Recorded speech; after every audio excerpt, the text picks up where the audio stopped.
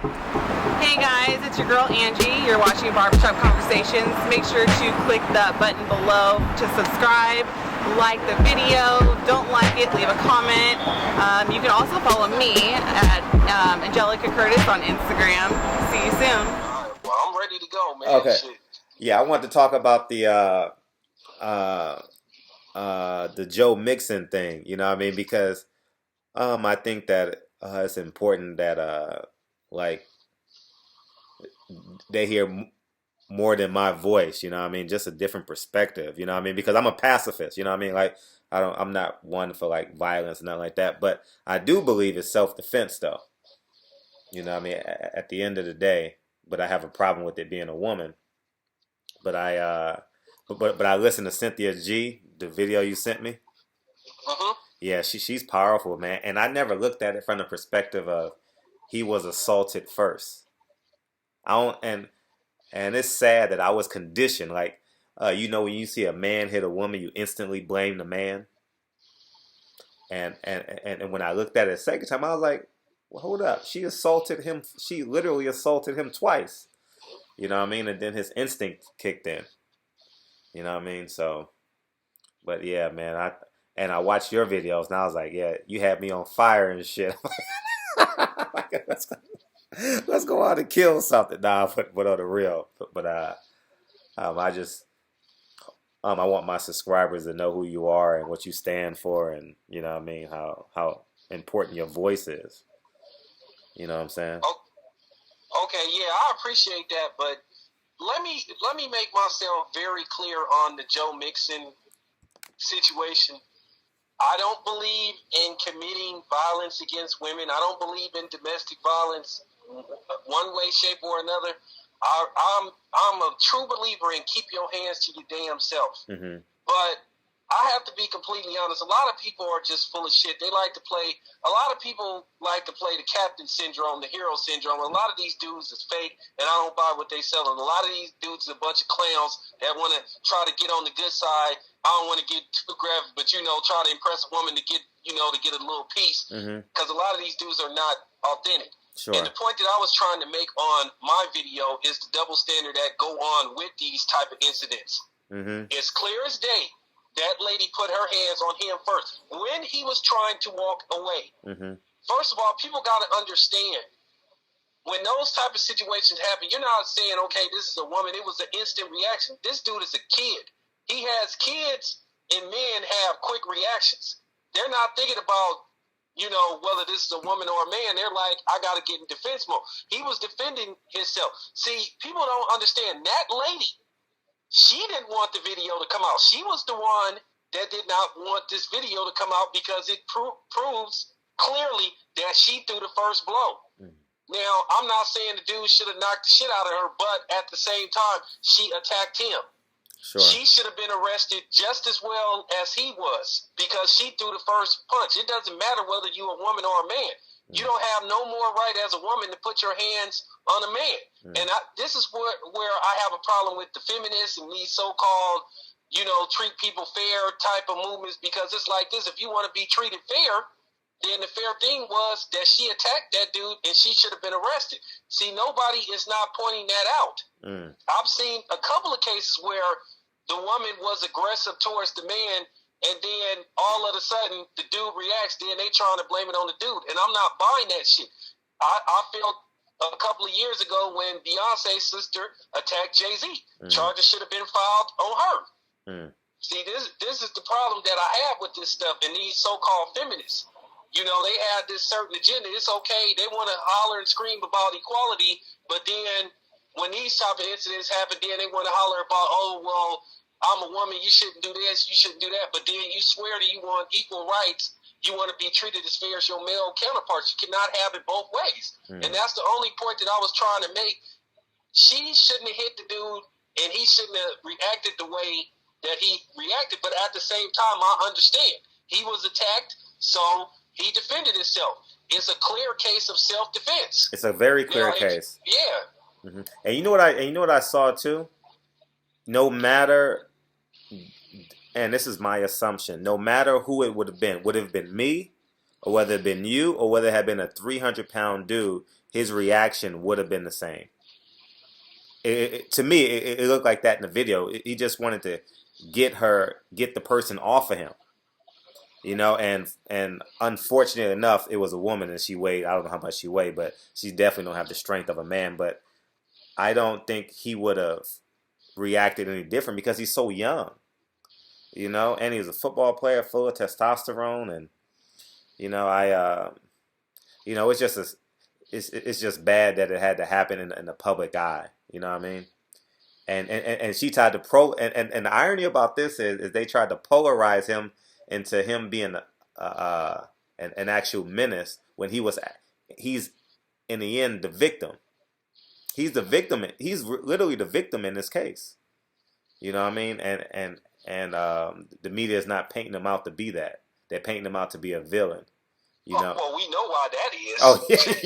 Yeah, we know why that is. Because it's funny now. Me and you both are aware of the incident that happened with the Mexican guy beating the shit out of a black lady. Yeah. Now, it's funny. You seen the opposite reaction. Yeah. Now, this dude starts the incident. He provokes her. She comes inside, which I said on my video. She should not have confronted that dude because at the same time, if she had threw a punch at him and he had hit her, it would have been self-defense. Sure. But she walked up to him. She didn't throw a punch, and he just beat the shit out of her. Yep. Went outside and started beating her with one of those slippery signs. Yeah. Yeah, and just constantly beat her, and then put 15 stitches on her forehead. But when I did that video, and when they showed footage of that, you know what people were saying? Oh, she shouldn't have walked up on him. She got what was coming to her. Oh, okay. So let me get this straight. When a black woman walks up on a non-black person and he hits her, then it's her fault. But if a black dude hits a white woman, then he's an animal, he's a beast, he's all that type of shit. And that's where I draw the line, because it's always a double standard with this type of shit. I've been seeing this for a while. You have these people like Stephen A. Smith sitting up cooning and talking about he's outraged and he's disgusted. Okay, well, how come you wasn't disgusted at Josh Brown? Amen to that. How come you wasn't disgusted at all them MMA fighters like War Machine, who not only beat the shit out of his girlfriend, broke into her house, beat the shit out of her to where she was disfigured, raped her, attacked her boyfriend? How come you didn't see that same disgust with these people? And how come they weren't talking about that? So, I mean, there's always some imbalance when it comes to these type of situations. And then let's not take away the fact that also that her gay friend called him the N-word. And there were witnesses that said that. So let me get this straight. It's okay for you. See, this is another issue that I have. Okay, you have the gay dude calling the dude the N-word, and then people don't seem to have a problem with that. Now, that's a hate crime. The gay dude, then all of a sudden here you come with this, oh, he's homophobic shit, because that's another label that they love to put on African American men.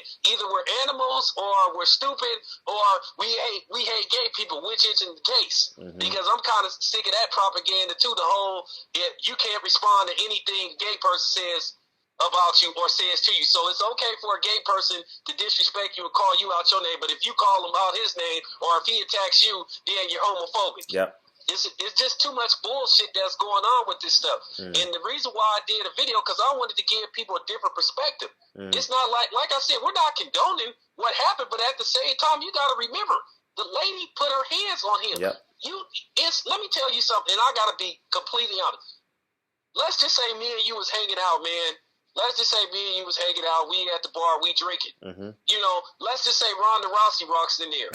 Now she mad, and she drunk or some shit, and she starts talking shit to us. Okay, well, let me explain something to you. If Ronda Rousey puts her hands on me, I'm not worried about her being a woman. It's going down. I'm going to defend myself. And technically, Ronda Rousey should be arrested if she puts her hands on me, because her hands should be registered weapons. So technically, she would be fair game. And they couldn't play that whole woman shit. And we all know Ronda Rousey likes to put her hands on men. Yeah. Because she's been sitting up threatening Floyd Mayweather for the last year and a half. And also she wrote in a book that she beat up her boyfriend for allegedly taking pictures of her while she was, naked. Mm-hmm. So I'm just saying, you see the double standards. This lady walks around here saying she could beat up a man and all that type of stuff, and people think that's funny. But at the same time, people think this is funny. Oh yeah, she'll hurt Floyd and all that type of shit. Mm. Now, what if Floyd was to actually take her up on her offer and beat the fuck out of her? Then they'll be saying, oh man, he shouldn't have did that. She's a woman. She's a woman. But everybody is egging this shit on. Mm. See, this is what I mean about the double standard. Now, ESPN has been pushing that agenda for the last year, and the other racist outlets. Oh yeah, Ronda Rousey, she'll beat up Floyd Mayweather. You see the hypocrisy in that? They're saying that a woman can beat up a man. They're pushing that agenda. Mm. But then they have the audacity to be mad at this young black man for defending himself. Mm. And then let's not mention that this so-called victim has a criminal record. Yeah. So now, and we know how they love to do that to black men when they get shot by the police, Yep. whether they armed or unarmed, or if something happens between a black person and the police. Oh, well, you know, this guy, he had a criminal, well, you know, he was arrested by, okay, but what did that have to do with him getting shot and he unarmed? Mm. You see how they try to, you know, destroy a dude's reputation? Mm-hmm. They go after that. That's what they do. They try to plead their case. They try to do spin control. Mm. And that's what they're doing now. And that's the problem that I have with the media. They're not being fair to this young man. He made a mistake. And then here's the thing. He already paid for it. He was kicked off the team for, 2 years? Yeah. And now people are saying, well, since this video popped up, he shouldn't be allowed to play. And see, this is another problem that I have, because I'm finna go deep with this. Why is it when black men make mistakes, they do some, whether it be Chris Brown, whether it be just other various incidents, they never let these dudes live it down. They have to bring this shit up every time, every single time they get a chance. But then if a white dude does something, then here comes the bullshit narrative about, hey, how are we going to get better as a race and as a people and as a group if we can't move on? Okay, so I take it, when we do something, never let us forget. But when y'all do something, you know what I'm saying? Hey, fuck it. Let's move on. You know, you see the hypocrisy and the double standards that all go the on? time. That's the problem that I have. Mm. How about the kid from Stanford? I mean, the kid from Stanford gets 6 months, 3 months probation, and 3 months in jail because he raped an unconscious woman. Did you hear about that? Okay. Go ahead. Yeah, thank you for bringing up Brock Turner. Let's go in deep with the Brock Turner situation. Now, keep in mind, Fred, they caught the motherfucker in the act of red-handed. They held him down. People held him down, waiting for the police to come. Am I right? Okay, now check this out. They caught him red-handed. Witnesses. He only gets what, 6 months, but does 3, and then he gets sent back to Ohio. And then the news people, the reporters that try to go to the neighborhood where he lives at, the people come out the residence and said, hey, get out of here. Don't bring that shit to our neighborhood. Mm-hmm.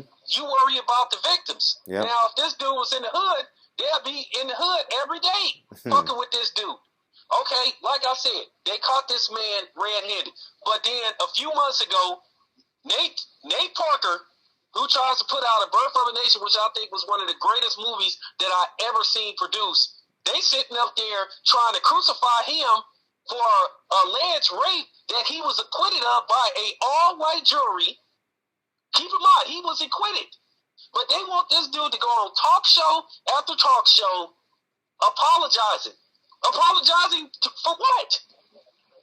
I mean, how does that make any kind of sense? But then all of a sudden, you don't want to go after Brock Turner, but then you got all these celebrity feminist groups going after so-called feminist groups like that doofus Lena Dunham and Amy Schumer. Amy Schumer.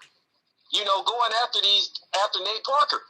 So where's the fairness in that? How come they ain't going after Brock Turner? How come they ain't going after that white cop that sat up there and raped all them black women? Okay? Holcloth. I think that's what his name was. I think he was in Ohio. This dude raped multiple black women. You know, but they ain't go after him. You didn't see these feminist groups going after this dude, but then they go after Nate Parker. You know, you see the pattern in this shit? Yeah, they tried to assassinate Nate Parker. They tried to assassinate. And let's be clear, Birth of a Nation is not just one of the greatest black movies. It's one of the best movies ever. Like you know what I mean? In that genre. It's not just a black film. And then they destroyed the movie. They basically in which I think Fox themselves sabotaged that movie. I think they leaked out the information about the so-called I agree rape. too. They Just bought it. because They bought it Yeah. to squeeze it. They bought it to squeeze it for sure. I have no doubt in my Yeah. mind they bought it to squeeze that film.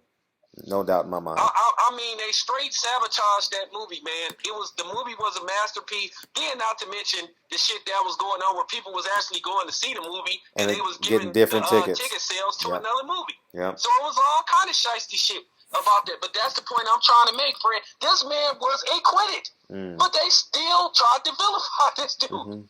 And he got acquitted by a all-white jury. Go figure. Yeah.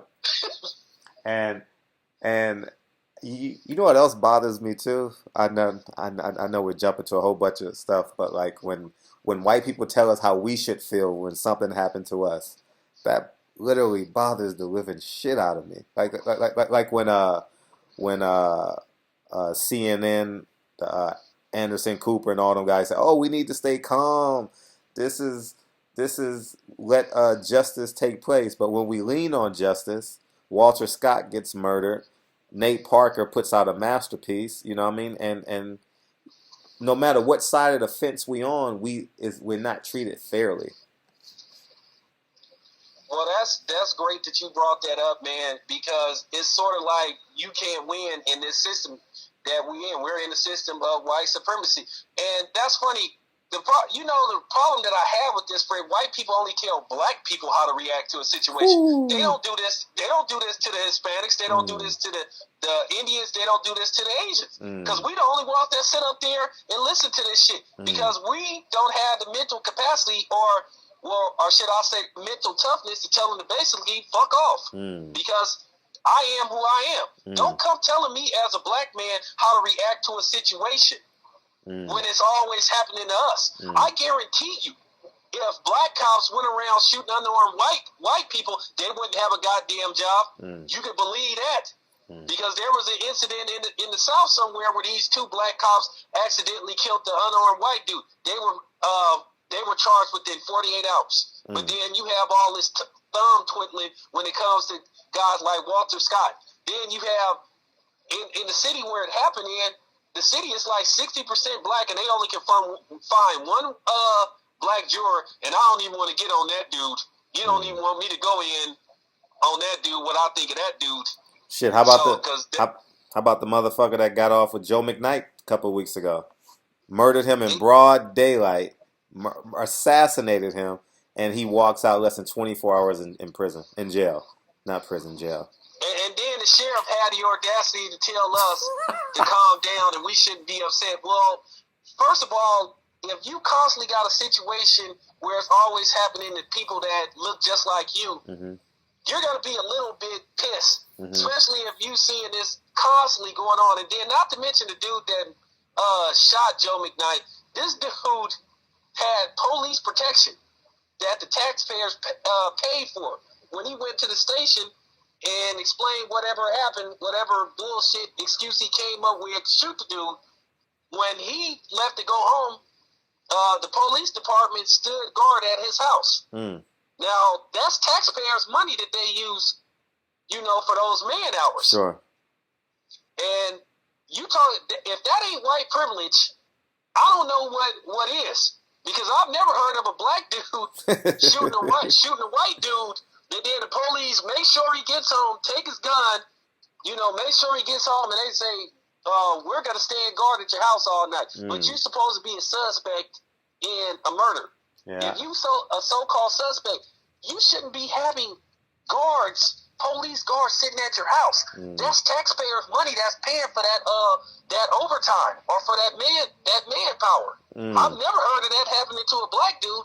But it happens to this dude. The police flat out try to protect this dude, and then once again you got guys like me and you calling him on their bullshit, and then people had the audacity to question us like we're out of pocket for questioning him. Yeah. See, it's this mentality with black people. We supposed to just shut the fuck up, don't question him. It's that slave master mentality. Don't question me, boy. Do as I say and not as I do mentality. Yeah, and how about No, go ahead. I'm sorry. Go ahead, brother. No, I was just going to say, and How about the white kid that shot up the nine Christians down at that church, and he walks out in a bulletproof vest, and I believe they took him to get something to eat too, if I'm not mistaken. Oh, Dylan, yeah, Yeah, Dylan Roof. yeah, that's Yeah, I've never heard. Yeah, I've never heard of a dude that mass murders people out of a church that get pretty much a treat. I mean, I don't understand the logic in that. This dude, and then here's the thing. Let me ask you this: he was taken alive, and he did it.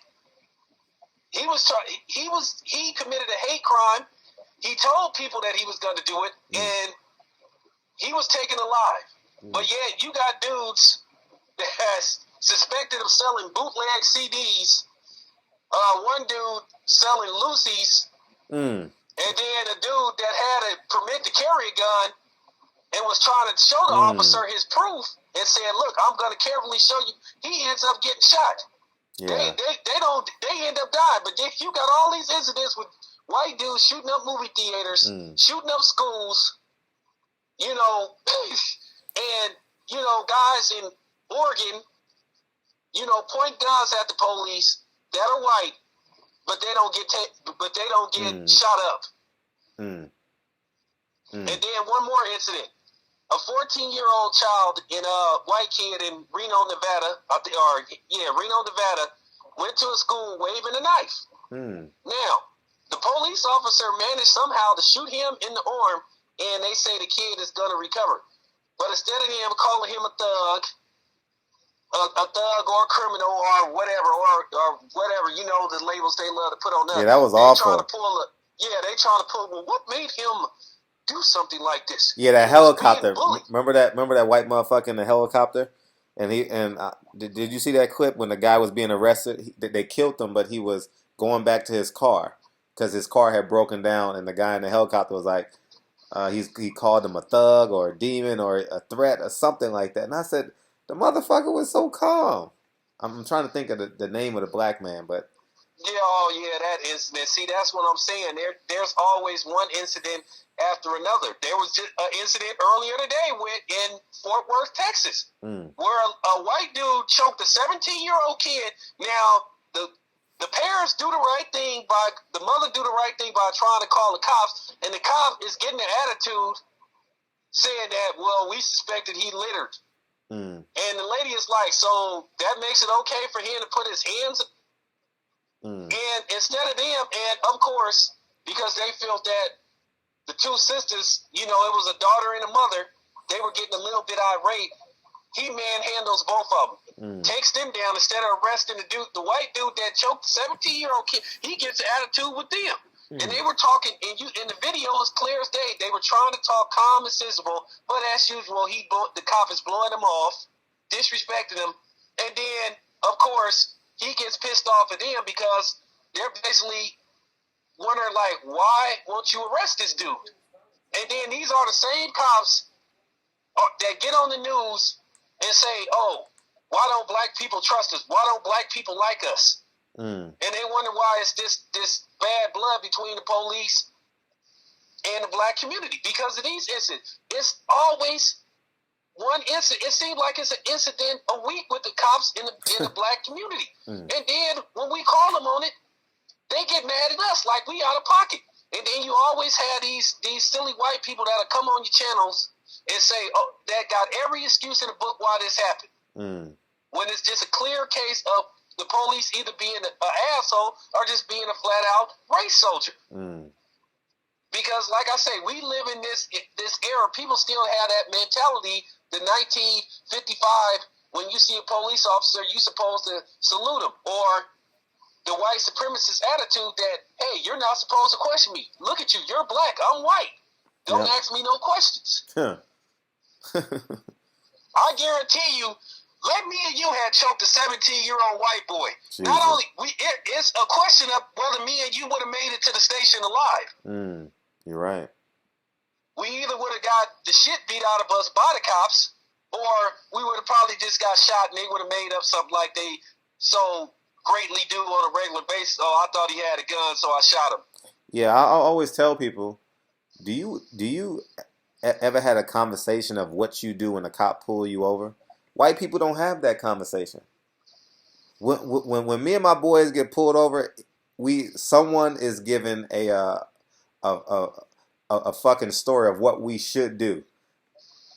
You know what I'm saying? Like when white people get pulled over, they just pull over to the side. But when we get pulled over, okay, make sure you don't move your hands. Put your hands on the steering wheel. Don't move. You know what I mean? Like, it's literally an extreme. It's such an extreme difference in how we're treated and and more importantly, how we expect to get treated by police officers. You know what I mean? It's just a different approach. Man, thank you so much for putting that out there, because let me tell you something. I'm so afraid when I run in contact with the police. I'll be thinking, is this my last day on earth? Because that's how scared I am. I am so scared that this cop is going not accidentally, he going to intentionally blow my brains out and make up some story.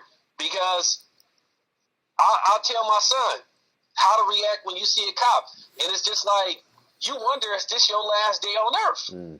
Because whether you like it or not, these cops are trained to be more aggressive towards black men. Sure. And I say, and here's the point that I'm going to make that's very important. I think really they need to analyze these cops where they come from, especially when they want to work in these urban cities. Because a lot of times you get these adrenaline junkie white guy cops that come from these suburban cities where they ain't really had that much interaction with black men. But then they go to these certain places, okay, as you know, I'm in Oakland, California. A lot of the Oakland PD has had incident after incident with the cops. They got so many incidents to where I can't keep track of them. But here's the problem. They keep bringing these white guys in that's like from these like outside cities like Alamo and Concord and all that stuff. They go out there for the salary. Oakland PD starts you off at $65,000 a year. With the overtime, it's $90,000, maybe even $100,000. So these guys come out here for the money. And here's the thing: when you hire a cop, you should make sure he's at least from the area. And see, that's the problem. You get these white guys that watch Boys in the Hood and Colors and shit, and then they think that's how you're supposed to treat all black dudes when you run across them. At the same time, we deserve the same kind of respect. Former Mayor Giuliani is sitting up talking about black people need to respect the police. Well, how about the fucking police respecting us? Respect goes both ways. Just because you pulling me over don't mean you have to treat me like I'm just common trash. Sure. You know, it goes both ways. And that's a problem that these fucking cops don't seem to understand. Okay, I know you a cop and I know you got a badge and a gun. But at the same time, you're not going to belittle me and you're not going to talk to me like I'm less of a person. Sure. That's the problem that a lot of us have. You know, maybe if the police showed us respect, they would get respect back. Sure. You know, at the end of the day, you still just a man like me. You eat, breathe, and shit and piss just like the next person. The only thing different between me and you got a badge and a gun. And you got the authority to kill me, and more than likely you'll get away with it because you got a badge. And it shouldn't be like that. That's the damn problem. It's a respect thing with these cops. They don't have respect for guys like me and you. And like I say, I fear for my safety every day when I interact with these cops. And then some of these cops, when they pull you over and shit, and then you tell them, hey, man, be cool, man, don't shoot me. You know, I'm not going to shoot you. Why would you say something like that? And then you be like, come on, man, don't play that shit, man. You know what's going on. You know, they try to play dumb and shit. So it is what it is. If people wonder if the police know why we have issues with them. The problem is they don't want to accept responsibility and accountability for what they do, for their actions. If the police would man up and just start admitting, hey, we're making mistakes. We're not being fair to some of these black guys in some of these cases. Now I understand if you shoot at the police. You know, the police try to pull you over and you shoot at the police, hey, you know what I'm saying? You fair game. Yep. But I'm saying, yeah, but if you in your car and the dude trying to hand you his license and registration and you panic and shoot the dude and say, I thought he was reaching for a gun, then you should be held accountable, man. Unless you see an actual fucking weapon, then that's when you should draw draw your gun. But I done seen cases where people have shot at the police and they were still taking a lot. But of course they were white. So, I mean, violence, deadly force should always be a last resort for the police. You shouldn't shoot somebody because you thought they had something. Okay, well, it's like this. If you shoot an unarmed man, then you should lose your badge. I 100% agree. I 100% agree. Yeah, because it's like this. You just because you made a mistake don't mean you should get to keep your job. Let me ask you something, man. I mean, at your job, man, if you keep making mistakes, you're going to have your job because, you know, I'm not going to tell people what I do for a living, but I'll just say this. I work in the warehouse industry. I work in the food industry. You think if I send the customer, I keep sending the customer the wrong shit, I'm going to have a job? Let's just say he ordered this much amount of stuff, and then I keep sending him the wrong shit. Well, guess what? He gonna call the warehouse. He gonna say, "Hey, you keep sending me the wrong shit," and then they're gonna look at me and they're gonna be like, "Why are you not sending this dude the right product? You think I'm gonna You think I'm gonna get to keep my job if I keep making mistakes?" Well, that should apply to a cop. Hey, you shoot an unarmed dude and you don't find no gun, you shouldn't have your badge. It's just that simple. I don't want to hear this stuff about you have to be quick on the draw stuff. Well, that's the risk you take when you go to the police academy. You know, it's risk and everything. But if you accidentally kill somebody, you should pay for it. Because too many times I see this attitude, well, it's just a black guy. And that's the attitude that the police have. How many incidents have you heard where police have been caught, you know, sending out racist tweets or just saying shit like, "Oh man, I'm gonna have to do paperwork," and they done just killed the dude? They more worried about doing fucking paperwork than the fact they done took somebody's life. All the time. Yeah. I was an explorer for 4 years. I was when I was a kid, and they hate going to the thing doing paperwork.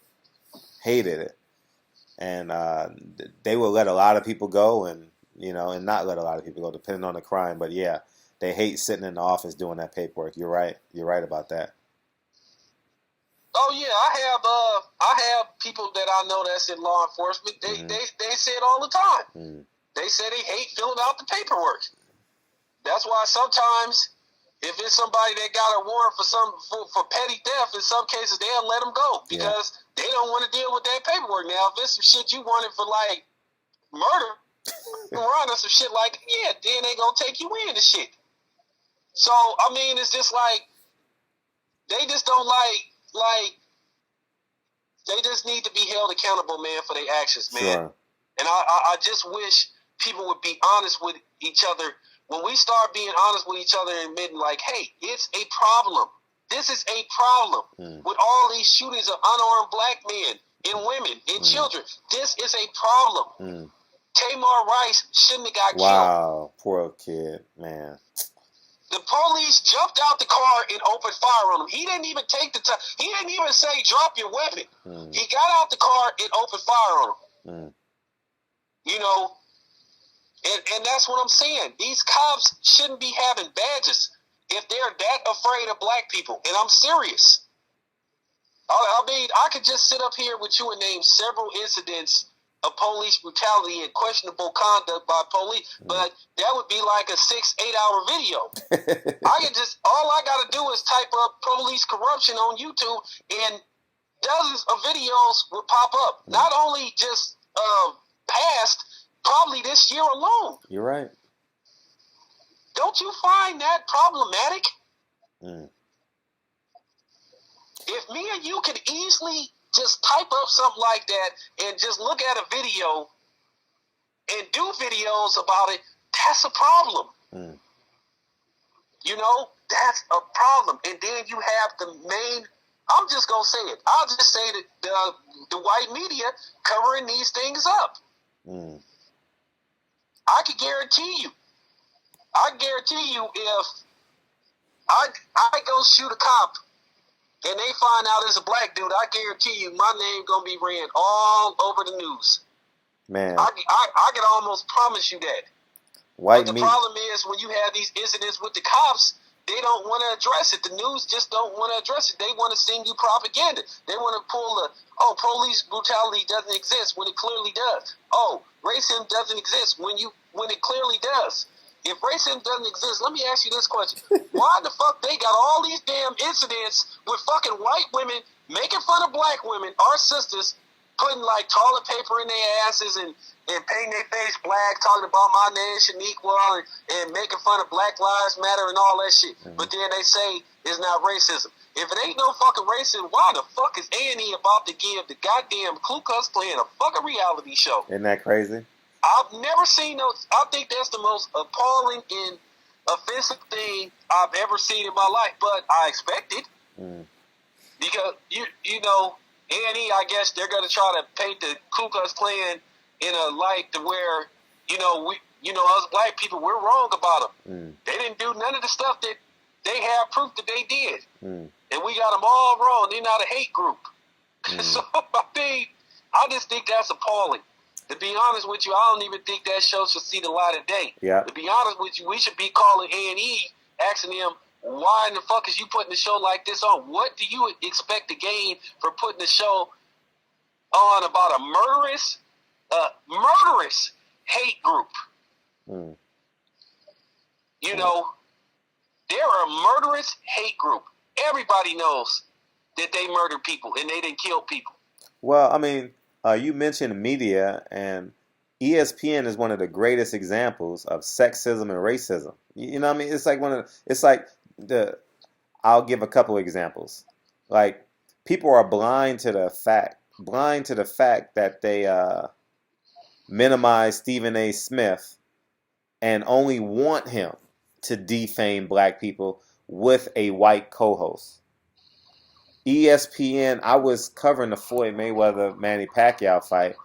ESPN put out a hitman, literally put out a hitman to destroy Floyd Mayweather's character by asking everyone, even if you Google it, Floyd Mayweather on the red carpet of the Manny Pacquiao press conference, you'll see the reporter ask him questions about hitting women, and ESPN spent 3 months trying to destroy that man's character. You know what I mean? And then too, how about Kerry Champion, or how about forcing Stephen A. Smith to apologize, or how about ESPN hiring Max Kellerman to a bigger role when he admittedly said that he hit his wife? You know what I mean? On radio out here in Los Angeles. I'm not sure if you heard that, but you know what I mean? He was suspended for a couple of days. You know? Yeah, I remember that. Well, first of all, we all know what type of guy Stephen A. Smith is, and Stephen A. Smith is he's a notorious coon, and I mean, he's so far gone to where us as black people, we can't even take him seriously anymore because we already know what this dude about. He's a company man. He'll do whatever ESPN tells him to do. I think Stephen A. Smith would literally put on a dress for ESPN if they told him to do it. You're right. He loved that job so much to where he willing to, he just willing to down himself just to stay on that network. And I hope he realizes what he's doing. I think somewhere down the line, Stephen A. Smith is going to look back and say, man.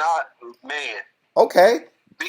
Because he is just so pathetic. I mean, they actually got this dude to be like a hitman on black athletes or just black people in general. And the funny part about it is I'm thinking to myself, who made this dude the self-appointed voice of all black people? And I mean, it's like they come to him whenever they want him to discuss something with a black dude, but they want him to really do is be like, yeah, Stephen, they trash this black dude. This black dude. Whether it be Greg Hardy, whether it be Kevin Durant, look at his malicious attacks on Kevin Durant. Every day. Talks about Kevin Durant might as well have hit a woman because he treats Kevin Durant like he hit a woman. Now let me get to this Floyd Mayweather thing.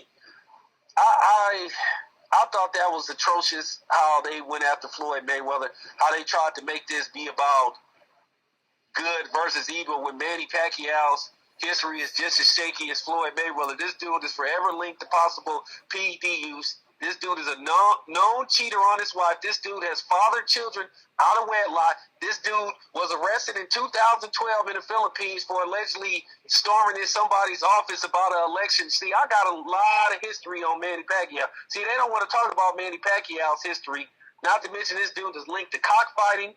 Yeah, not to mention all the fucking lies he told that ESPN refused to report concerning the, alleged shoulder injury. I ain't even gonna say alleged, the bullshit shoulder injury. This dude's supposed to be hurt, but then this dude is playing basketball. Then first he said he had surgery, then he didn't say he had surgery. He said that God healed him and he swam in salt water and all that type of shit. Mm-hmm. But you didn't hear ESPN reporting that Manny Pacquiao contradicted himself. Then not to mention how he told several different lies about the shoulder injury. First he said he hurt it in 2009 in the Oscar De La Hoya fight. Then he said he hurt it 3 weeks before the fight. Then he hurt it a couple of days. I mean, which one is it? Then he said he hurt it in round 2 of the fight, but he had his best rounds in like 3 and 6.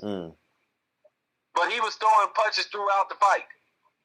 He wasn't hurt at all. He wasn't hurt at all. And it's awful that pre-fight he said, "Oh, he wants." This is just a testament to the lack of character Manny Pacquiao has as a whole. He says, "Oh, I want to pray. No matter what, I want to pray with Floyd Mayweather and invite him to Bible study the next day." Right? He loses the fight and says he messed up his shoulder. But he wants somebody to come. But he wants somebody to come to Bible study with him. That ain't very Christian-like, because I thought it saying in the Bible. I thought one of the 10 Commandments is "Thou shalt not lie." But instead of him, and like I said, I don't have no respect for that dude, because instead of him taking his L like a man, just said, "Hey, he was the better man that night, and he beat me, but I would like a rematch." He comes up with this shoulder injury shit, which Skip Bayless just plays out to this day. Which we all know that man didn't have no shoulder injury. No, he couldn't. Because I done seen fighters with shoulder injuries. Shit. Andre Berto was the greatest example. One of the greatest examples, excuse me. Yeah, for sure. Man. First of all, if you got a torn rotator cuff, you ain't even going to be able to lift your arms up. Nope. You ain't going to be able to throw no punches. You did. No, what it was, he just couldn't hit Floyd. That's what it really came down to. Floyd just had him so hesitant to come in because he was scared he was going to get countered, to where it got to the point he just was hesitant. And then I guess he felt like he got humiliated, so he was like, I got to come up with something. Yeah, he was embarrassed because he couldn't get off, for sure. And that's why it was a boring fight. It's always going to be a boring fight if you're not willing to take a risk with Floyd Mayweather, because fighting Floyd is like sitting in an electric chair. You know what I mean? For every mistake you make, every question you get wrong, he going to buzz you. He's perfect in that regard. No matter how you feel about him outside the ring, Floyd Mayweather wins every fight against everybody of his generation for the most part. You know what I mean? It takes a special fight on a special night to beat a Floyd Mayweather. Well, despite what I think about Floyd outside of boxing, he's a brilliant fighter. He's one of the greatest fighters that I've ever seen lace him up. No matter how you try to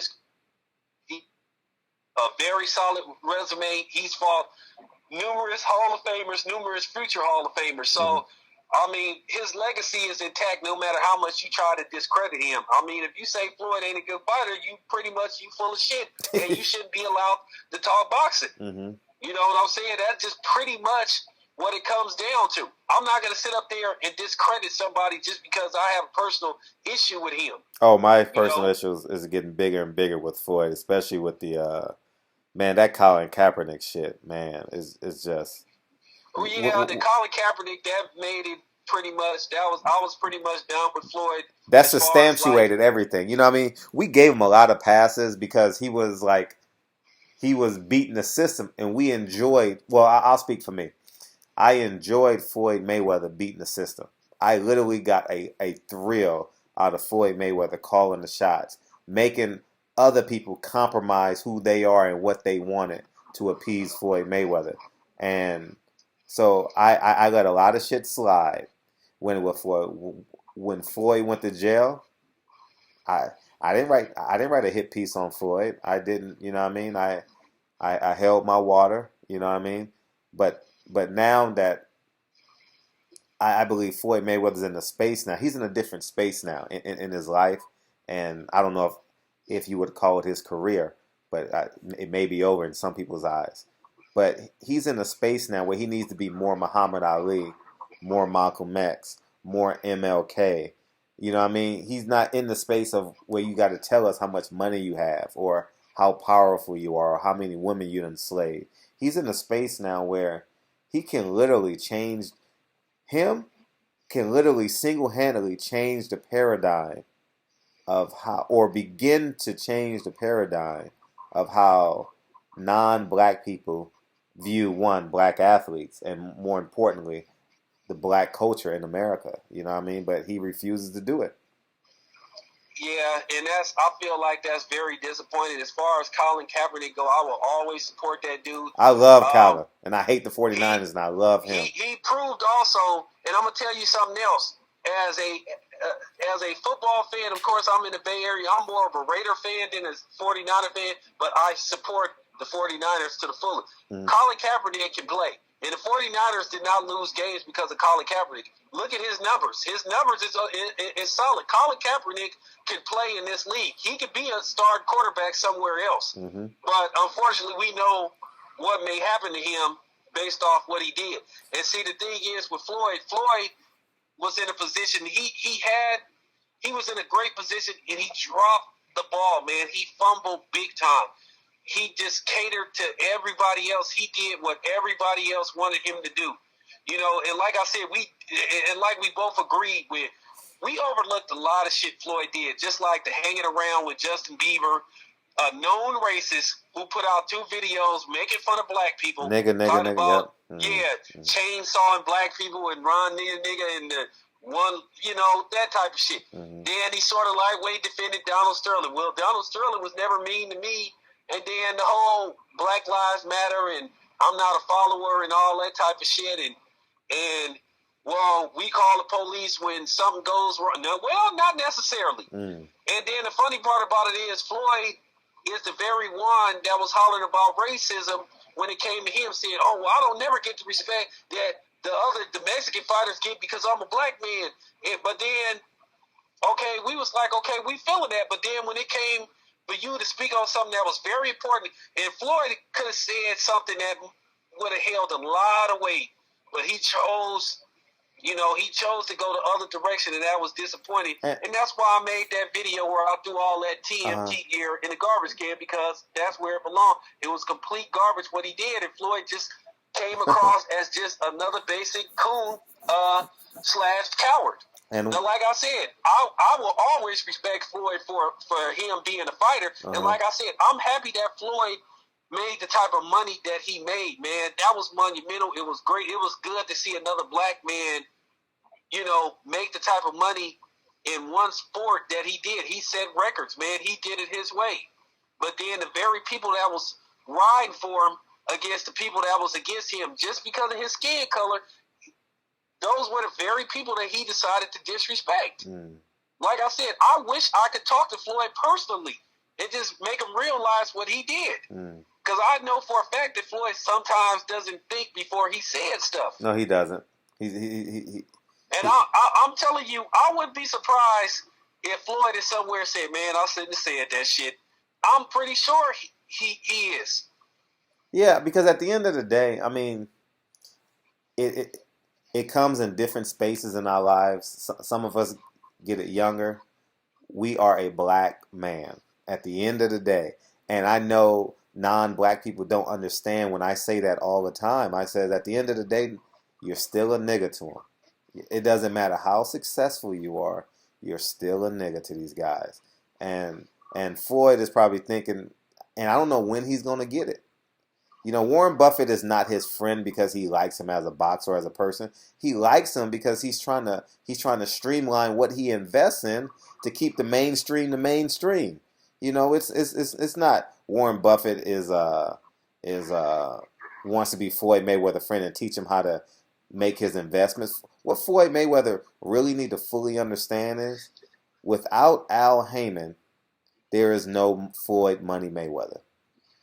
Not Warren Buffett, not Bob Arum, not Steven Espinoza. Without Al Heyman, he is not Floyd Money Mayweather. He can be Floyd, Pretty Boy Floyd all day, but he can't be Pretty Boy Floyd at 32, 33, 34 when his hands are breaking down and he can't knock anyone out. You know, he hadn't knocked out one since 2009, Ricky Hatton, right? You know what I mean? So, I mean, it's it was a game that Al Heyman, it was a plan that Al Heyman put in place, and he executed it to the fullest. You know, that's very interesting that you brought that up about, you know, the whole he's still looked upon as a nigga and the whole non-white thing, and that's like I said, that's the problem what I have with a lot of white people and a lot of white people that think they can analyze black people, that think because they watch Menace to Society and shit, and they understand us, and they listen to J. Cole and listen to a couple of hip hop records, they think they understand black people when they walk up to us calling us niggas and shit, which by the way I don't like. Mm-hmm. You know, because it's much deeper than that. We're way more deeper than that. Mm. We got so many surfaces to us to where you just can't keep count of them. And that pisses me off where they just think they can relate to us and they understand us. Sure. Because for all these white people, I'm losing it. acting like Okay. they kick, you know, the fake ass in other words. Privilege, and they always gonna benefit from the system, because when you get tired of playing honorary nigga, you know, when you get tired of playing the honorary nigga game, you can all you gotta do is throw on a suit and fix your hair a certain way, and you'll get right back in society, which is white society, where you feel like you belong. When you get through playing that game, you can always fit in. But see, here's the difference. Me and you can't throw on the suit and walk up into IBM or whatever, and Apple would just say, hey man, give me a job. They gonna put us through the ringer to get that job. They gonna make us, that old saying, they gonna make us earn our keep. Where a dude like Andrew Schultz and those type of dudes that like, you know, that like to play nigga, where me and you as actual black men, you know, they're gonna, they can switch up whenever they want to. See, me and you, we're born black and we gonna die black. See, we can't switch up like they can just switch up. Because, see, even though we have on a suit and tie, they still going to look at us as a possible suspect. So true. That's what people don't understand. It don't matter whether you got on a hoodie or a damn suit. You will always be considered a suspect. So that's the thing that bothers me so much about that type of shit. Those type of situations, man. Because, like I said, if you ain't born black, you ain't going to understand black. And I don't care how many black women you sleep with. I don't care if you're a white woman and you sleep with a whole bunch of black dudes. I don't care if you have the fucking Kim Kardashian syndrome. You will never know what it's like to walk in our shoes, man. You know, whether you light-skinned black or whether you dark-skinned black, you will never understand. And stop trying to act like you understand. Another thing, stop trying to tell me how to act toward the situation, how to feel about a situation. You don't have that right. Right. Stay in your motherfucking lane. You know what I'm saying? Before you get ran off the road. And whites is the only culture that can diversify their approach on race and be accepted. That's the only culture. I mean, it's the only people in America where they can play black, they can play Mexican, they can play white and be successful at it. You understand? And I don't mean it. I use the term loosely, not like in the real sense. I don't want people yelling at me, oh, no. But what I'm saying is they can be culture vultures of any culture and win. And profit off of it. Absolutely right. Absolutely right. And we made hip-hop music, but then they were billions off of it while they tried to give us crumbs. I mean, go figure. I mean... it never fails. It never fails, and they make, you know, they make money off everybody else's culture, but theirs. They technically don't really have a damn culture, because when you look at it, their culture pretty much goes back to the Ice Age. They really develop their culture from stealing other people's cultures and lifestyles. Yeah. That's basically what it comes down to and shit. They the ones that really don't have a culture. I mean, to be honest with you, but they have a savage, murderous mentality. That's one thing they known for doing. Yeah. Showing people, showing savagery. Yeah. But then they try to portray us as savages. First of all, who invented guns? We didn't invent guns. They did. Who invented bombs? They did. Who invented nuclear weapons? They did. What black person you know invented a musket or a cannon or a tank? Not that I know of. You know what I'm saying? They invented those type of weapons because they didn't want to take, they wanted the easy way out. They didn't want to do hand-to-hand combat, so they was like, hey, that's how a lot of white people get down. They want an edge. Yep. They want an advantage. They didn't want to do hand-to-hand combat, so we going to take the easy way out. But then they had the audacity to call us cowards and say, oh, yeah, he shot that dude. Oh, you the one that invented the goddamn guns. So don't sit up there calling me a savage, because like I say, they don't want to have that conversation. No, you don't want to have that conversation with me about who's the real savages. You're right. Hey, and I wanted to bring that Stephen A. Smith full circle. Remember how Stephen A. Smith, he was suspended because he says basically I'm paraphrasing what he says, sometimes women provoke men into doing things. Am I right? Yes. And then we watched yesterday or 2 days ago, Joe Mixon get provoked into hitting a woman. So I just want to bring it full circle so people understand. And then, he probably wasn't wrong, but then how you say he went back to ESPN on bending knees to retain his job, and he had to make a public apology. How come I'm not Stephen A. How come Skip Bayless never had to make a public apology for calling Chris Bosh out of his last name? Come on, who does that shit? Or Jalen Rose. Jalen Rose got demoted. Now he's back on, but you know what I mean, because he was telling the truth. Yeah, and he snitched on Skip Bayless snitched on Jalen Rose. He reported him. Mm-hmm. Now, let's get to the whole Stephen A. Smith, and this is why Stephen A. Smith is a gutless coward. Now, a few years ago, he said,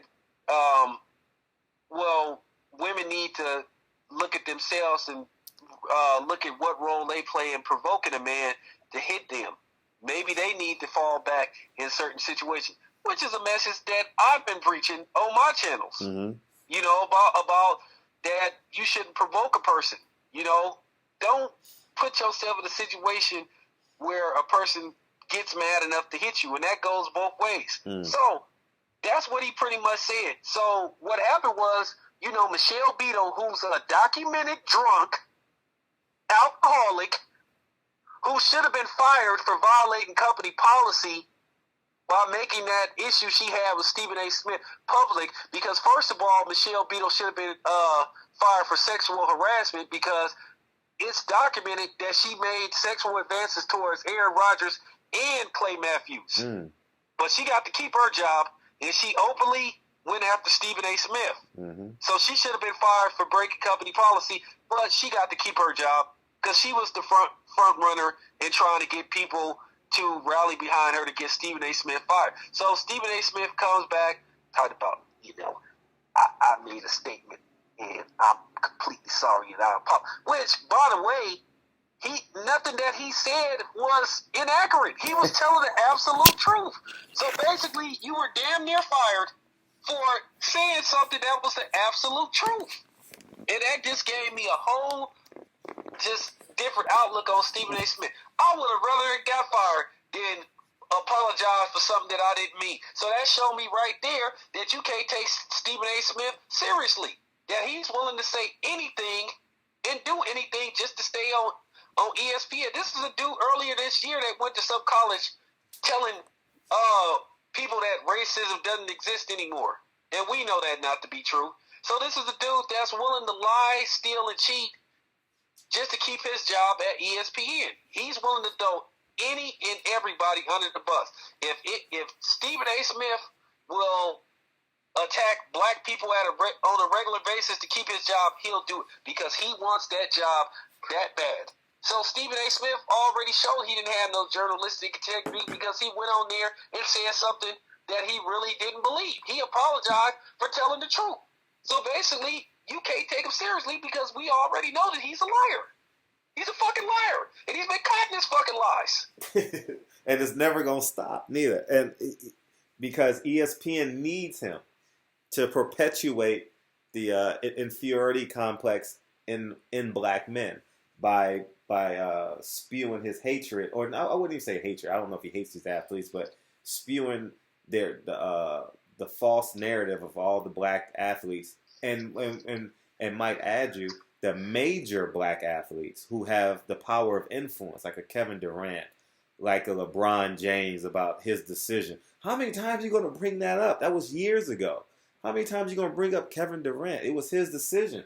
The reason why there's free agency in the NBA is so you can make your own decisions. Whether you agree with it or disagree with it, he made his decision. And obviously, I don't know what their record is now, but it seemed like they're having more fun than 13-year-olds playing basketball. You know what I'm saying? So I mean, they won tonight. They're 20. I think they're 26, and the Warriors are 26-4. To be honest with you, here's the thing: isn't the whole purpose of free agency called free agency? Yeah. I mean, so Stephen A. Smith is the team police.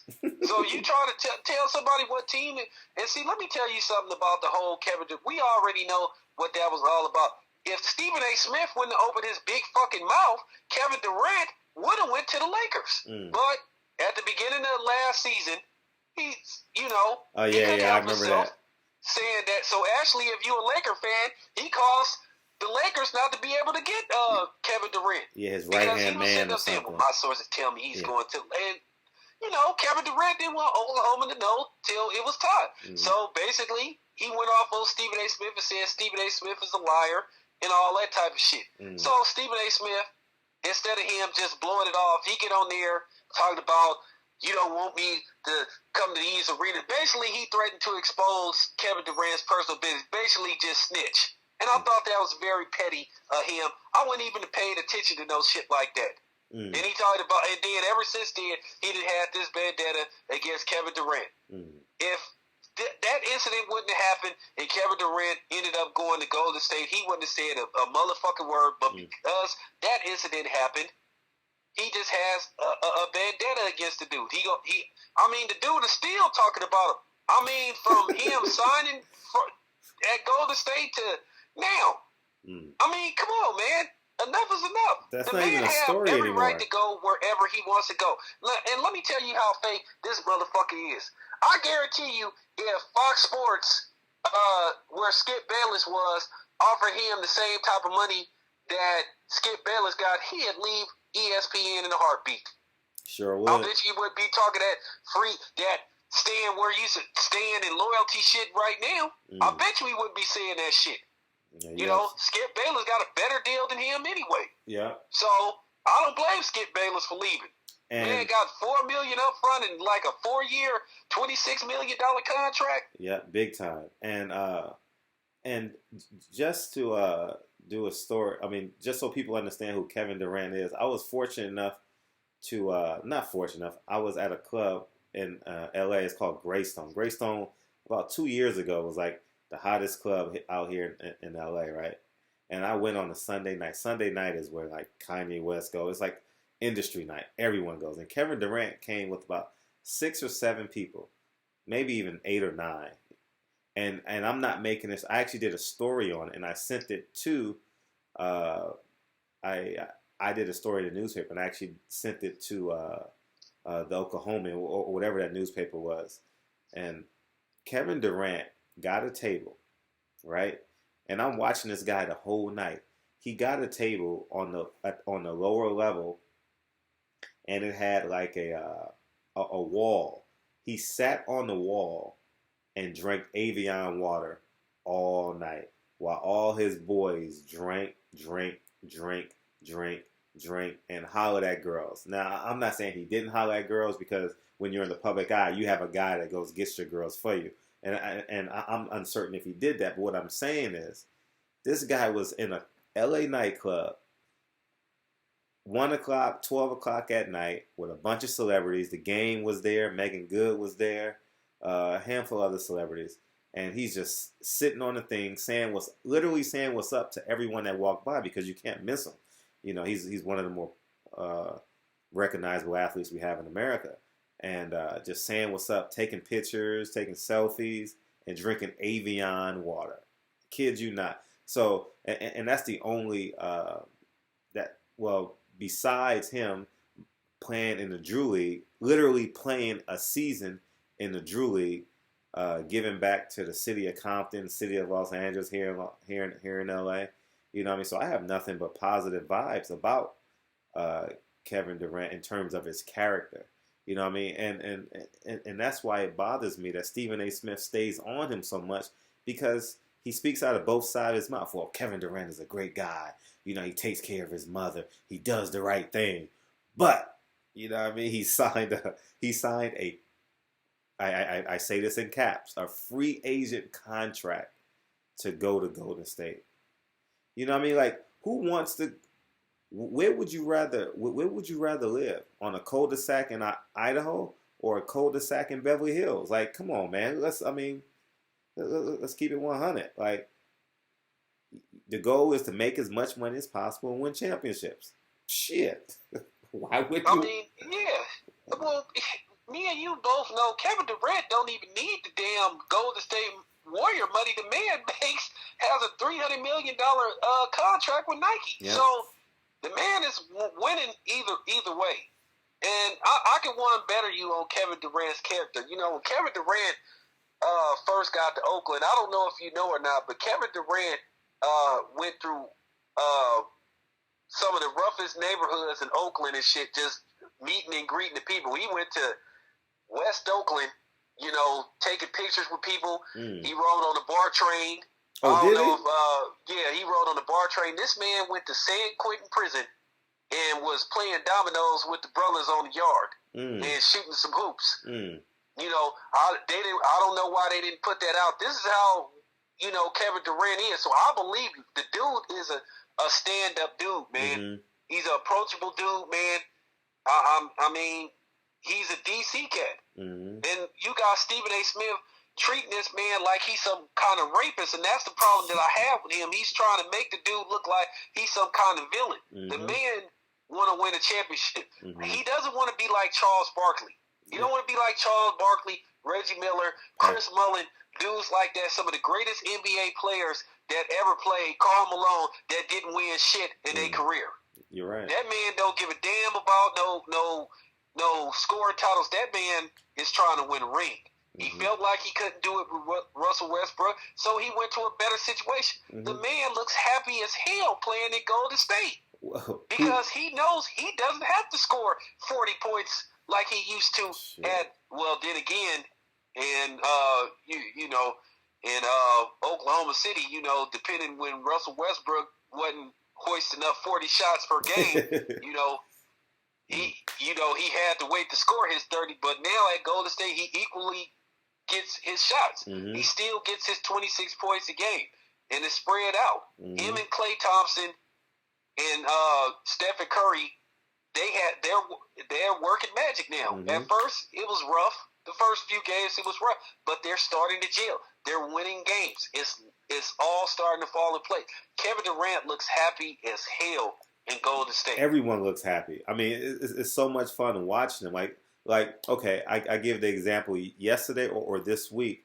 Klay Thompson travels on a 3-point shot, and Andre Iguodala is like, travel on the sideline. Like, come on, man. Like, how much fun is that? How much fun is that? You know what I mean? Yeah, we love what's going on in Oakland. We love it, man. We love what's going on at the Oracle Arena, which, by the way, I cannot get Warrior tickets to save my life, but really? It's all good. Well, you know, when you winning, they jack up the ticket prices. The ticket prices are just so sky high to where you just can't dare you just can't. Well, I can afford them, but I'm just not willing to pay no $200 for no nosebleed tickets. Oh, why would you? Why would you? For so sure. I can just watch them on TV. That's what the DVR is for. Yeah, and and last question. I know it's getting late, but how about staying on the same topic of basketball? How about George Karl? You know what? First, let me lead you in. I'm a diehard Knicks fan. I haven't had a good Knicks team probably since '99 when we were the 8th seed and we played the San Antonio Spurs in a shortened season. So I really haven't had a good team since. But Carmelo Anthony, to me, is an enigma of himself. You know what I mean? But I do have a problem with George Karl talking about in retirement, rehashing all this old stuff. And more importantly, he said something that was, if you read in between the lines, it sounded so disgusting, especially as a black man. He says, well, they would have been better men if they had a father in their life or something like that. Did you hear that? Did you hear that? No, I hadn't heard about that. Oh, man, you got a man. Oh, that shit gonna set you. Oh, man. Well, George Karl, I mean, he's always been a dude that always seemed to wear out his welcome in certain places. He wore out his welcome when he was the Golden State Warriors coach. He had came off a 50-win season, and you know, damn, what's that dude's name? The other dude who wasn't no better. He ended up firing him. PJ Carlissimo? No, not Carlissimo. Damn, he just left. The dude, he was a coach. Mark Jackson? Don Nelson? No. Yeah, Don Nelson, because, you know, Don Nelson, for some reason, he loved to be the general manager and coach, which I always think in sports that should be a conflict of interest. Yeah, Doc Rivers is a great example of that. Doc Rivers is one of the worst GMs ever. Him and Michael Jordan. No, he was the GM he's the GM of the Clippers. Yeah, he's a GM. He can't fire himself. Yeah, that's the running joke down here. See, that's the problem. That should always be a conflict of interest. But George Karl, he always was like a dude. To me, he's no different from Larry Brown because sometimes I think it's those dudes. With Larry Brown, I just think Larry Brown was just the problem.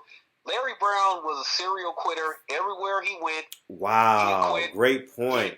You're right. He quit, say, "Oh, I'm tired. I just can't do this anymore." And he always try to find some player to blame it on, whether it be Allen Iverson, whether it be somebody else. That's just how George Karl is. He wore out his welcome everywhere he was at, and he can't seem to get along with certain type of players. You know, so I mean, sometimes you have to look at him. Couldn't win in Seattle. Couldn't win at Golden State. Can't win in Sacramento. So I mean, look how many stops this dude did had. Denver. You know, Denver can't win in Denver. You're right. You're right. All I can say to the New York Knicks, they need to be looking at DeMarcus Cousins very seriously. I would trade what's his name, Zingas, for DeMarcus Cousins in a heartbeat. Would you? In a heartbeat. I would too. I'm saying this about the Golden State Warriors. I would give them Draymond Green and draft picks for the next 3 years for DeMarcus Cousins, but I don't think the league would allow a trade like that. But we already know Sacramento would want an arm and a leg for DeMarcus Cousins. You probably would have to give up Klay Thompson and Draymond Green for DeMarcus Cousins, which I would consider making that trade. It just all depends. Yeah. The boy, he is a difference maker wherever he goes. Who's that? He go to a winning. DeMarcus Cousins is a difference maker. He's a monster wherever he go. He's a beast. He go to New York. Cleveland need to be worried. I mean, he's a special talent, man. Oof. Yeah, he's definitely a special talent, but I definitely want to see where he lands because he wants out of Sacramento. He's just tired. You know, he's just mentally tired. He's mentally drained. You know what I mean? It's all like he you know, at the end of the day, he probably feels defeated. You know, like I feel like I'm fighting too many battles, too many wars, you know, with the head coach, teammates, media, and I'm not saying he's an angel. I'm just saying he just feels the see. I mean, he needs to go somewhere else. They tried to bring Shaq in, and try and hone him in. That obviously didn't. That was a failed experiment. But, I don't think Shaq is a motivator. Mm-hmm. He's a dude at times, like, he could be a funny dude, but he ain't a dude that you really could take serious. Mm-hmm. I just don't think he has that in him. I don't think he could motivate anybody because he was one of the most dominant big men at the time. It doesn't mean that you can make another dude just like you. And I just don't think he has that in him. I think if you talk to Shaq after a while, you're not going to take him seriously. Mm-hmm. I just don't see that in him. And I always say, people call it, and people say he was the most dominant center. He's the only dominant center of his era not to win Defensive Player of the Year. Yeah. I've always had a problem with, I watched every game, Shaq, the Shaq and Kobe era here and there. I'm like, man, he never won Defensive Player of the Year. That bothered me about him. But well, you might have to ask the voters that question. Why did he never win?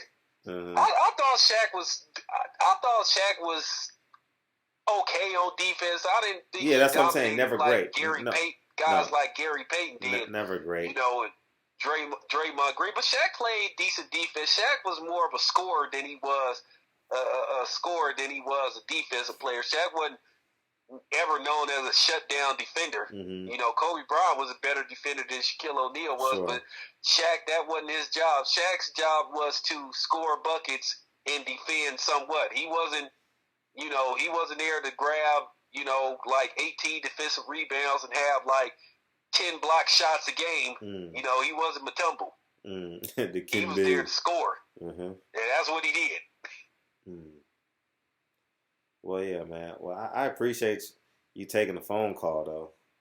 Man, anytime, man. Yeah, I know. I want you to get 20,000 subs, man. Cause I don't want no 20,000 subs. That's when the idiocy starts. I already got enough of that. I already get 3 death threats a week. But I get 3 death threats a week. But it's funny when me and you was sitting up at the NGM Grand, and I'm making videos interviewing Eddie Hearn, and I kept telling people where I was gonna be, and nobody showed up. But that's fine. I'll be in Vegas for the next big fight. So hopefully, if Canelo and Chavez get made in Vegas, maybe I'll show up. Yeah. I was hoping Keith Thurman and Danny Garcia get made in it might be in Vegas. Staples Center. It might be in Vegas. It might go to Vegas. I heard that Sunday. It said they leaning towards Vegas. They got to make a decision soon, though. Top of the year, the first week of January. Well, let me ask you this: since you got more info than me, is it sort of true that Keith Thurman feels like he might have a fair shot in case this fight goes to the scorecards and win it in Vegas than the East Coast, because Danny Garcia is from Philly, and he feel like he won a fair, a fair look, a fair outlook just to win the fight. Oh, for sure. And it would be a better venue for him. It would be, and I do think Las Vegas is a better venue than New York, especially in March. It's March, and it's too expensive, man. Like, for media to go to New York and cover a fight, it's expensive. The hotels just make it too expensive. Like, hotels in Vegas are $79, $59, depending on where you want to stay. You want to stay in a $59 hotel? You want to stay in a $100 hotel, $200 hotel? That is your option.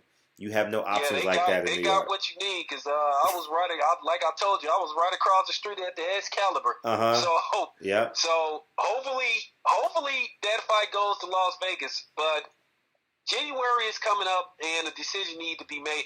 And I don't blame Keith Thurman for wanting that fight in Las Vegas. I do feel that he will get a better chance to win the fight on the cards versus being in the East Coast, because Danny Garcia has had some questionable decisions, with, Herrera. I thought Peterson dominated the whole half of the fight, second half of the fight. I thought Peterson busted him up. Yeah. So I feel like it would be more fair for Keith Thurman if he was to get that fight in Los Angeles versus New York, because it just, I do feel like if Danny Garcia manages not to get knocked out or knocked down a couple of times, they'll give him the edge, and I think Keith Thurman is worried about that. So hopefully we do hear that this fight is in Las Vegas. If it's in Las Vegas, I'm there. And isn't it true? Is it true that Andre Ward and Kovalev is about to start negotiating for part 2? Well, yeah, they're preliminary negotiating, but Andre Ward wants so much more money. Andre Ward wants a boatload of money, which he deserves.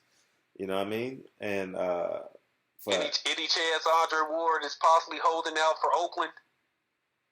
It can't be in Russia, and it can't be in Oakland. Okay. So I would be going back to Vegas. Yeah, you have to go back to Vegas. Okay, so I'll be going to that horrible ass T-Mobile Center, huh? Oh, isn't it terrible in there, man? Dang, it's too big. That is the worst it's too arena big. I've ever been to. That arena is like a one, they dug the hole too deep. One, they didn't spread the arena out for, I guess they didn't, the square feet they didn't build it right. It's just too deep. I've never seen an arena where where the damn Jumbotron is lower than the nosebleed seats. That was crazy. You're right. That's a great point. That is a great point. Because I remember the Cotto Canelo fight, they had me up top. And I was above the nosebleed seats, you know what I mean? In the media section up top, and it was like, damn. It was like I should have went to the media room to watch the fight. You know, it was.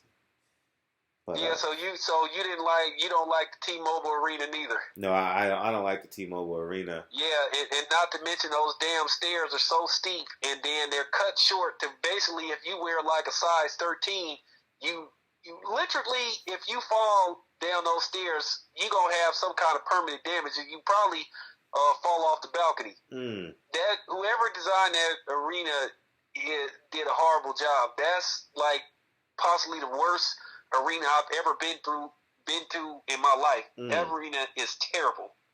It's garbage. That's the worst arena I've ever seen in my life. Yeah, it's not, and I just it's too big, man. It's too big for a fight. You know what I mean? Not like big as in seat wise. It's not filled in right to me. I don't know. It's just something about it. I don't know. The fighters aren't on top of the fight. They dug the hole too deep, and they didn't extend the square feet of the arena, because if you look at it, it's a small arena, but they dug the hole too deep. So they didn't design that arena right. Now the exterior of the arena looks great, yeah, but beautiful. When you get inside, the seating is horrible. Yeah, I couldn't believe where I was sitting at. I agree. And you're not on top of the fight. You haven't seen have you seen the fight in StubHub yet? No, I haven't been. My I haven't been gosh. to the StubHub. StubHub is amazing. Well, the next big fight they put out there, hopefully I'll be there. But yeah, the next fight there is Ortiz and Rios. I'll watch that on I'll watch that on. Is that gonna be a PBC fight? Yeah, it's a PBC fight. Yeah. Okay. Okay. So that's it, man. But yeah, right, shit, we got man. 3 or 4 videos out of this. I'm upload one tonight to whet their appetite. Well, hit me tomorrow, man. I'm gonna be. Well, it's already tomorrow, man. I'm off 3 days, man. Okay. So. Yeah, for sure. We got shit. We can talk about a lot of shit for sure. Okay. Yeah. I got you. I appreciate you, man. All right. Thanks, Tal. You already know what it is. It's Barbershop Conversations. Hit the subscribe and the like button today.